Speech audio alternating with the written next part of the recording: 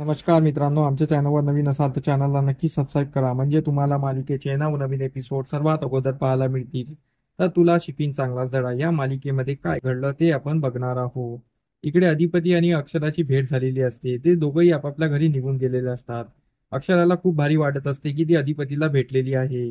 इकडे अधिपतीला पण खूप भारी वाटत असतं की आज मास्तरीनबाईची फायनली आपली भेट झालेली आहे. अधिपती खूप खुशीत असतो आणि अधिपती खूप नाचत असतो. तिकडे तेवढ्यात आजी येतात आणि आजी आजी अधिपतीला विचारतात, अधिपती काय झालं, एवढं का हसताय, एवढं का नाचताय? अधिपती बोलतो, खूप छान झालेलं आहे, तू ओळख ना, मग सांग. तर आजी बोलते, फॅक्टरीमध्ये काही नवीन डील मिळाली असेल. तर अधिपती बोलतो नाही. तर तर आजी बोलतात की तुझ्या आयुष्यात असं काही घडलं असेल, तू मूवीला काही साडी वगैरे घेतली असेल. तर अधिपती बोलतो नाही आजी, काय झालं सांगू का, आज मी मास्तरीनबाईला भेटलो आणि मास्तरीनबाईला भेटल्यानंतर मी चक्क त्यांच्याकडे बघतच राहिलो. त्यांच्या चेहऱ्यावर असा काही ग्लो होता की त्यांच्याकडे बघतच राहावं असं वाटत होतं. खूप दिवसानंतर बघितलं त्यांना. आणि त्यावर आजी बोलते, अरे कोणी बायकोकडे बघून एवढं चक्क होतो का? तर अधिपती बोलतो, हो ना आजी, खूपच, मी त्यांच्याकडे बघतच राहिलो. असा ग्लो होता त्यांच्या चेहऱ्यावर, जसं काही त्यांनी फेशियल करून आले किंवा पार्लर मधून आले असं वाटत होते त्या. त्यांचं पाहन ते आजपर्यंत असं कधीच वाटलं नाही त्यांच्याकडे बघितलंय. आज तर खूपच भारी वाटत होतं.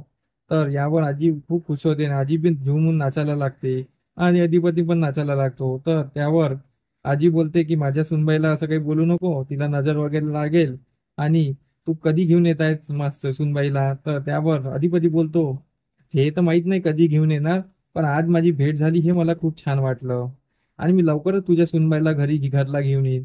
लवकरच आम्ही परत भेटू, असं तो बोलत असतो. इकडे अक्षराला पण खूप गाढ झोपला अक्षराला पण खूप गाढ झोप लागलेली असते, कारण की ती अधिपतीला भेटलेली असते. तिला खूप छान वाटत असतं आणि ती मस्त गाढ झोपेत गेलेली असते. तर इकडे अधिपती पण मस्त मजे करत असतो की तो अक्षराला भेटलेला असतो. इकडे दुर्गी भुवनेश्वरीच्या रूम मध्ये येते आणि ती भुवनेश्वरीला बोलते की ताई, अधिपती आणि मास्तरीबाईच्या भेटीगाठी यंदा खूप वाढलेल्या आहे आणि त्यांची जवळी खूप येत आहे आणि मास्तरीबाई ह्याच प्रेमाचा आधार घेऊन या घरात यायची शिडी तयार करेल असं मला वाटते. तर भुवनेश्वरी बोलते, असं काही होणार नाही. मास्तीनबाई जेवढा विचार करते त्याच्या 10 पट आम्ही समोर विचार करतो. तू टेन्शन घेऊ नको, आम्ही समोरची रणनीती तयार केलेली आहे. तर दुर्गी बोलते, ताई पण ती मास्तरीनबाई खूप हुशार आहे, खूप शिकलेली आहे. तर यावर भुवनेश्वरी बोलते, ती त्या किती शिकलेल्या असो, हुशार असो, पण आमच्या पुढे त्यांचं काही फावणार नाही. आम्ही आहो ना, तू टेन्शन घेऊ नको, आम्ही अगोदरची रणनीती अगोदरच तयार केलेली आहे. तर दुर्गी विचारते, काय केली आहे ताई? तर यावर भुवनेश्वरी बोलते, ते वेळ आल्यावर कळेल, आता तुला सांगणार नाही, जा, असं ती तिला जा म्हणते. तर मग दुर्गी तिथून रूममध्ये निघून जाते आणि मग भुवनेश्वरी वकिलाला फोन करते आणि वकिलाला बोलते, वकील साहेब, आम्ही जी कागदपत्रे तुम्हाला सांगितली होती ती तयार केली का? तर वकील बोलतो, हो.